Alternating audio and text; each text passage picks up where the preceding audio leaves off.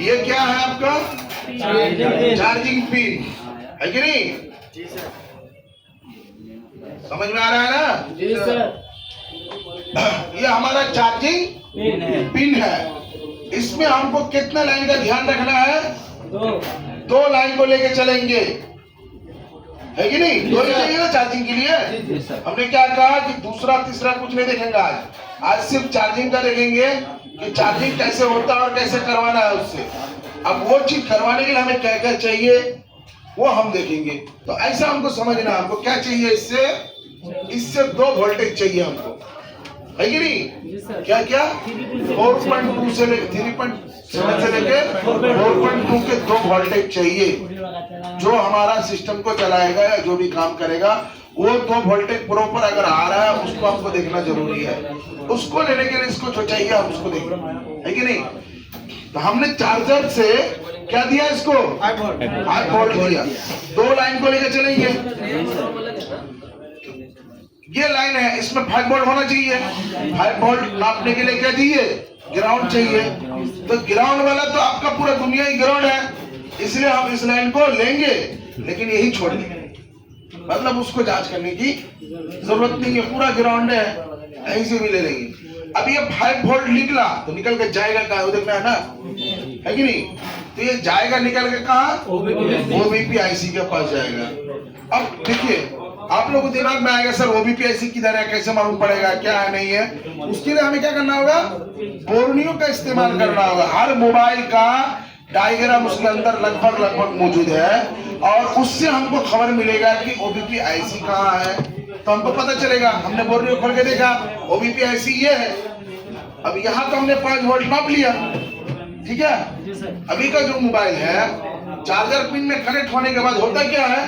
एक पत्ता बना हुआ रहता है वहां पे, ठीक है? एक पत्ता यहाँ बना हुआ है और एक कहाँ बना हुआ है? मदरबोर्ड के अंदर बना हुआ है, ठीक है? इसमें एक स्ट्रिप लगा रहता है, उस स्ट्रिप का थ्रू कहाँ पहुंच गया?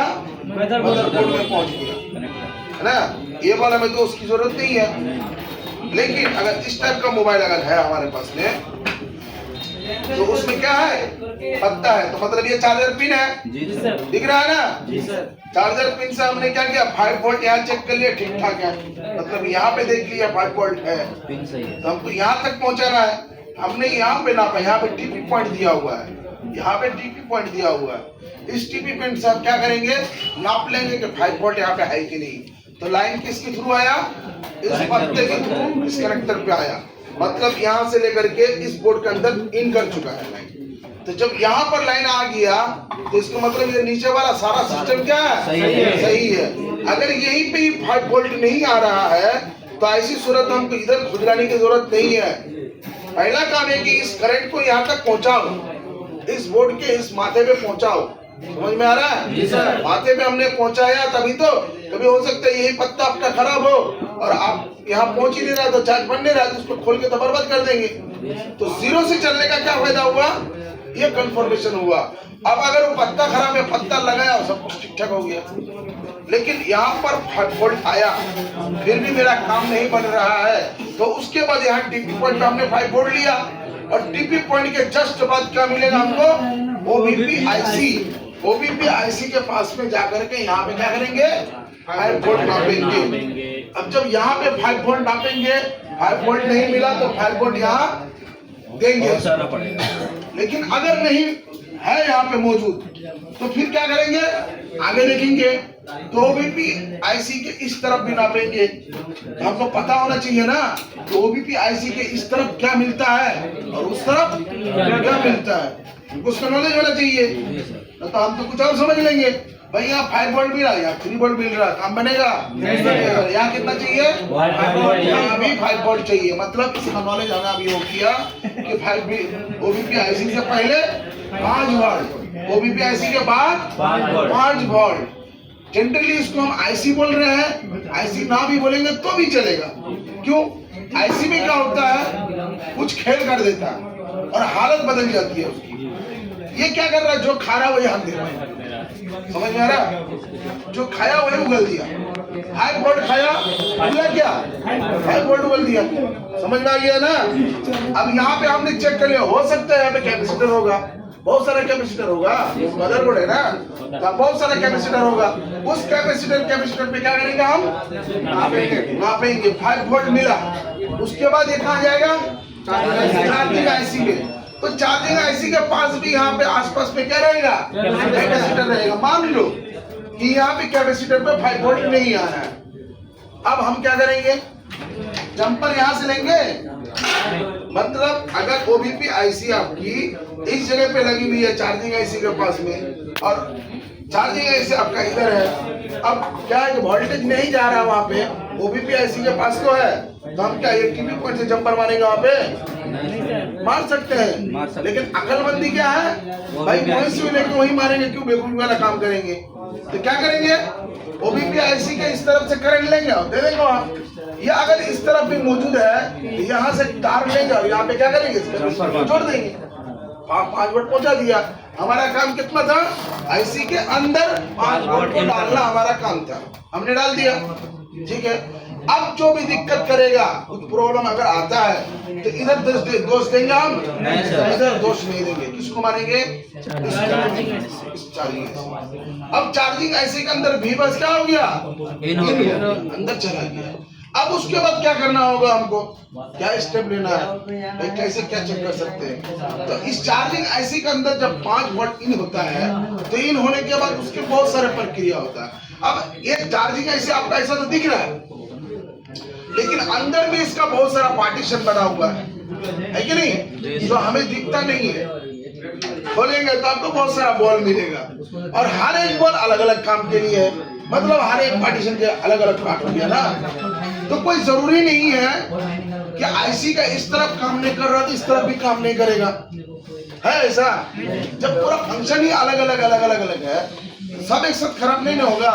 लेकिन 2-3 अगर खराब हो जाता है, एक भी खराब हो जाता है, तो एक के चक्कर में सबको बदलना पड़ता है हमको। क्यों, सबको ही चाहिए। अगर बाईपास करने वाली है तो कर लेते हैं, लेकिन जो इम्पोर्टेंट है हम क्या करेंगे, वहां पे चेंज करेंगे आईसी को। अब यहाँ पे हमको क्या हुआ, चेक करने के बाद हमको क्या पता चला, 5 वोल्ट इन हो गया। उसके बाद दूसरा काम क्या करेंगे, यहाँ पे एक बूट कैपेसिटर के नाम से, बूट कैप के नाम से कैपेसिटर लगा हुआ होगा। अब आप शक्ल से तो पहचान नहीं पाएंगे बूट कौन सा है, बूट कैप कौन सा है कि नहीं। तो आपको क्या करना होगा, बोर्नियो खोलना होगा। और बोर्नियो ओपन करने के बाद क्या, ध्यान दीजिएगा, हम आपको दिखाएंगे भी।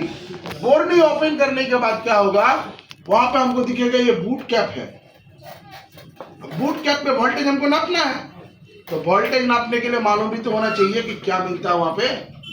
ठीक है, तो बूट कैप में होता क्या है कि इस सिरे में अगर मान लो कि 4 वोल्ट मिल रहा है, 4 वोल्ट मिलेगा, तो जस्ट उसके ऑपोजिट साइड में कितना मिलना चाहिए, 8 वोल्ट मिलना चाहिए। यहाँ पर अगर 8 वोल्ट नहीं मिलेगा तो यहाँ 4 वोल्ट नहीं बनेगा। ठीक है, अब देखिए इस बूट कैप से क्या हुआ, करंट यहाँ से निकला, आईसी के अंदर इन हुआ और यहाँ से निकला, निकलने के बाद इसके अंदर गया। ठीक है, और यहाँ पे क्या हुआ, फॉरवर्ड। ठीक, और जस्ट इसके ऑपोजिट में क्या हुआ, 8 वोल्ट। या थोड़ा सा कंफ्यूजन हो रहा है, ये 8 वोल्ट इधर हो सकता है, ये 4 वोल्ट इधर हो सकता है। एक तरफ क्या रहेगा आपका 4 वोल्ट और एक तरफ क्या रहेगा आपका 8 वोल्ट। ठीक है, अब एक तरफ उसको नापना है कि 4 वोल्ट हमें मिल रहा है, दूसरी तरफ 8 वोल्ट मिलना चाहिए। 5 वोल्ट मिलेगा तो काम चलेगा, नहीं सर, काम नहीं चलेगा। अब क्या होगा कि ये एक सिरा इधर फिर वापस आईसी के अंदर आ जाएगा, इधर से निकला बूट कैप से होते हुए कहाँ गया, आईसी के अंदर हो गया, और यहीं से एक कनेक्शन जुड़ा हुआ होगा अलग से, जो यहाँ से होते हुए कहाँ इस कॉइल के अंदर इन करेगा, है कि नहीं। तो ये मतलब ये होगा कि ये वाला सिरा आईसी से लेकर के इस बूट कैप के कनेक्शन में जुड़ा हुआ है, जुड़ा हुआ है ना, जैसे लाइन में दिख रहा है, जुड़ा हुआ है। इधर से निकला आपका करंट बूट कैप से होते हुए 4 वोल्ट, 8 वोल्ट से 4 वोल्ट में कन्वर्ट हुआ। ये कन्वर्ट कौन कर रहा है, आईसी कर रहा है, और उसकी मदद कौन कर रहा है, ये बूट कैप कर रहा है। अगर इस बूट कैप को हम हटा देंगे तो कम होगा, दूसरा कैपेसिटर लगाएंगे तो कम होगा। कौन है, पूरा खेल आईसी का है, जो भी खेल होगा आईसी का ही होगा, लेकिन आईसी की मदद लेके ये लोग करके दिखाते हैं। तो यहाँ से करंट निकलेगा ये कितना 4.2, समझ गए? 3.7। यहाँ पे अगर 4 पॉइंट से कम मिला मतलब खराब है, लेकिन इस वाला लाइन में अगर 3.7 मिल रहा है तो ठीक है। 3.7 से लेकर 4.2 एक करंट निकलेगा और इस कॉइल के अंदर घुसेगा, और घुसने के बाद क्या होगा, इसके अंदर घुस जाएगा। समझ में आया? मतलब यहाँ से क्या हुआ, आपका करंट इसके अंदर घुसा। अब घुसने के बाद फिर वापस यहाँ से लाइन निकलेगा, उसका नाम क्या होगा, क्या होगा उसका नाम, VPH। समझ में आया? VPH इसकी पावर कितनी है 4.2। समझ में आ गया? VPH पावर इसने क्या किया, जनरेट किया। अब ये जो यहाँ से कैपेसिटर लगा, ये चला, ये कहाँ पे, पावर ऐसी है, ये पावर ऐसी है, ठीक है। लेकिन यहाँ से 4.2 निकलने के बाद डायरेक्ट वहां पे भी नहीं भेजेगा, हाँ यहाँ नहीं भेजेगा, वापस उसको क्या करेगा, इसी आईसी के अंदर लाइन को भेजेगा। इसमें डिजाइन नहीं किया गया है, लेकिन वापस करंट को क्या करेगा, ये फिर आईसी में भेजेगा। किस लिए भेजेगा, आइडेंटिफाई करने के लिए कि भैया जो मैंने VPH बनाया है, आईसी का एक हिस्सा दूसरे हिस्से से बात करेगा सीपीयू की मदद लेकर के कि जो मैंने VPH को बनाया है क्या वो सही है, आप वेरीफाई करो। आईसी एक गोदाम समझ लो, और उसके अंदर बहुत सारे वर्कर काम कर रहा है अपना अपना अलग अलग, ठीक है। इसने बूट कैप बना 8 वोल्ट बना के किसको दिया, बूट कैप को, बूट कैप 4 वोल्ट बना के वापस भेज दिया इसको कि भैया चेक करो ठीक ठाक है, ये वापस फिर भेजेगा भैया ठीक है, 4.2 निकाल के भेज देगा। कहाँ आएगा, कोयल में आएगा, कोयल से जाएगा कहाँ, आईसी के अंदर जाएगा, फिर यहाँ से निकलेगा कौन सी लाइन, VPH निकलने के बाद फिर वापस भेज देगा किसके लिए, फीडबैक के लिए भेज देगा कि भाई जो मैंने 4.2 बना के भेजा आपको वो क्या ठीक ठाक है। अगर यहाँ से कंफर्मेशन आता है कि वो ठीक है, तब तो लाइन को कंटिन्यू कर देगा, जस्ट विद इन 0 कितने भी मिली सेकंड में लोग होता है काम, बहुत फास्ट होगा। फिर एक करंट निकलेगा, क्या नाम से, VBAT, ठीक है। VBAT के नाम से क्या निकलेगा, करंट निकलेगा। इसका पावर कितना होगा, 4.2। समझ में आया? लेकिन अगर मान लो कि इसने करंट आइडेंटिफाई के लिए इसको भेजा और इसने बोला कि भाई जो तुमने बनाया उसमें कुछ दिक्कत है, तब क्या होगा, नहीं भेजेगा, ना ये VBAT बनेगा और ना ये आगे कंटिन्यू होगा। सर वो कॉइल तो VPH बनाने के लिए ही रखा है ना, कॉइल VPH नहीं बनाती है। VPH कॉइल इसलिए बोला जाता है कि करंट वहीं घुसता है और वहीं से क्या होता है, मैन्युफैक्चर होकर के करंट को फिल्टर करके कम। मैंने क्या अभी थोड़ी देर पहले बोला कि करता आईसी है, लेकिन मदद किससे लेता है, उन कॉइल से लेता है। ये कॉइल इनके बिना नहीं कर सकता, ये आईसी इस कॉइल के बिना नहीं कर सकता। तो कुल मिला के मेन काम करने वाला कौन है, पीछे काम करने वाले हैं, ठीक है। और लेकिन इसके थ्रू करके दे रहा है, इसलिए इसको क्या बोलते हैं, VPH कॉइल। समझ में आया, समझ में आ गया ना, इसलिए VPH कॉइल बोलते हैं उसको।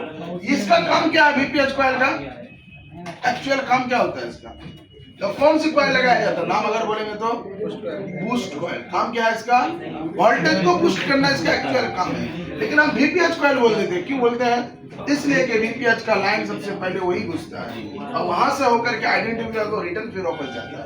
तो अगर यहाँ इसको आइडेंटिफाई करने में प्रॉब्लम कर दिया तो वो यहीं से कट ऑफ कर देगा। कॉइल क्या करेगा, यहीं से लाइन कट, उधर नहीं जाएगा, और क्या होगा, इधर भी VBAT नहीं बनेगा।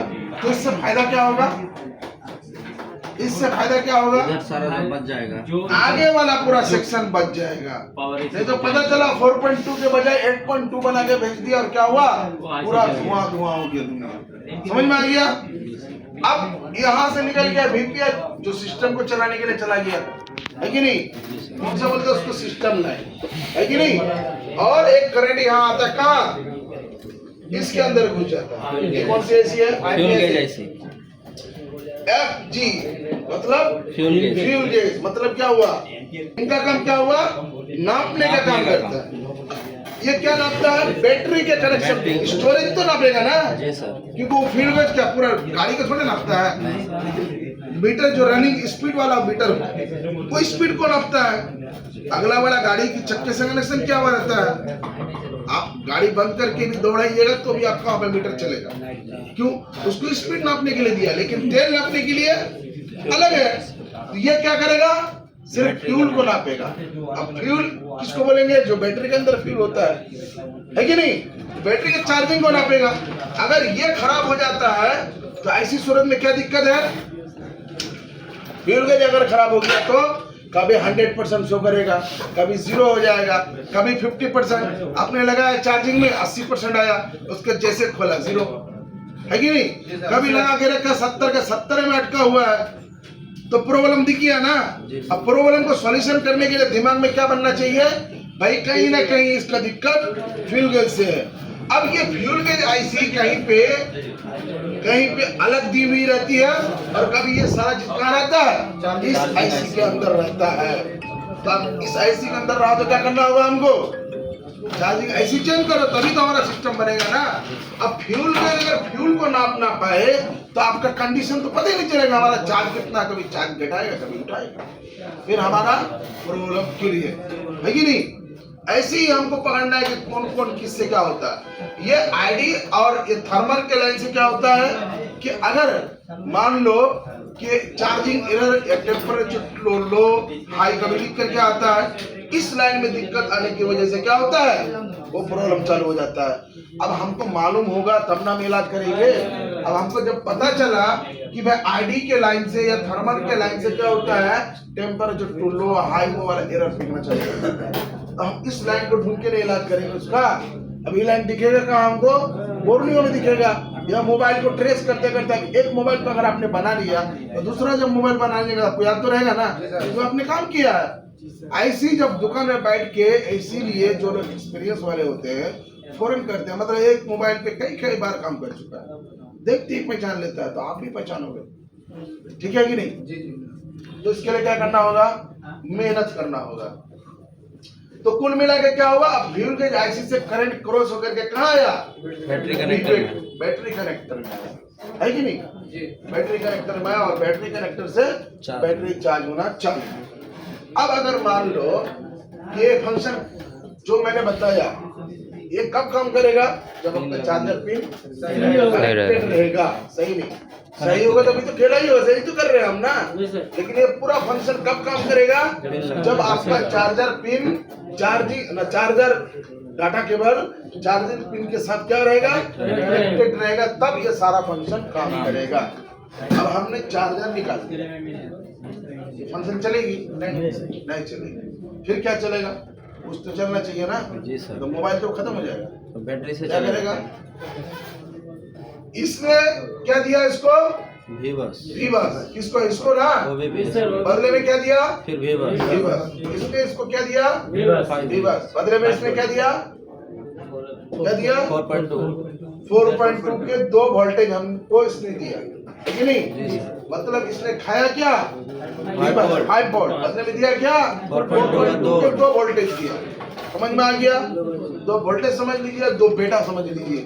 एक लिया 2 दिया, तो कारीगिरी हुआ ना? जी सर। तभी तो एक लेकर 2 दिया, ऐसे दे सकता है क्या? नहीं, कारीगिरी हुआ। अब कारीगिरी हुआ, 2 बेटा बना के पैदा करके खड़ा कर दिया, दोनों का अलग अलग काम भी तो होगा ना। हमारा सिस्टम चलने के लिए क्या चाहिए? बीपीएच, ठीक है? और हमने यहाँ से चार्जिंग निकाल दिया, बीपीएच तो बन ही नहीं रहा। हमारा सिस्टम को क्या रिक्वायर है? पावर जंक्शन में क्या चाहिए? यहाँ पे बीपीएच 4.2 अगर बोलेंगे, 4.2 अगर बोलेंगे, हमारे माइंड में क्या आना चाहिए? बीपीएच और वीवेट दोनों आना चाहिए, एक नहीं।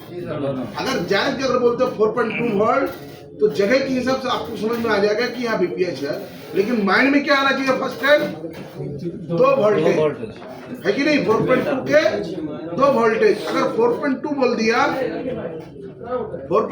दिया, दिमाग में क्या आना चाहिए? वीपीएच और वीबेट।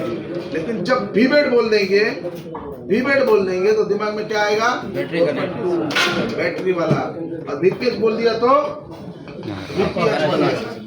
तो ऐसे याद रखना। अभी तक हमने कितना, अब पूरा हमको समझ में आ गया कि 2 लाइन बना था। अभी मैंने क्या बोला कि यहाँ से वीपीएच बन रहा था, वीबेट बन रहा था, और हमने चार्जिंग निकाल दिया। सिस्टम को चलने के लिए क्या चाहिए? वीपीएच। लेकिन वीपीएच तो बन ही नहीं रहा, कैसे काम होगा? सिस्टम को चाहिए वीपीएच, यहाँ पे है वीबेट।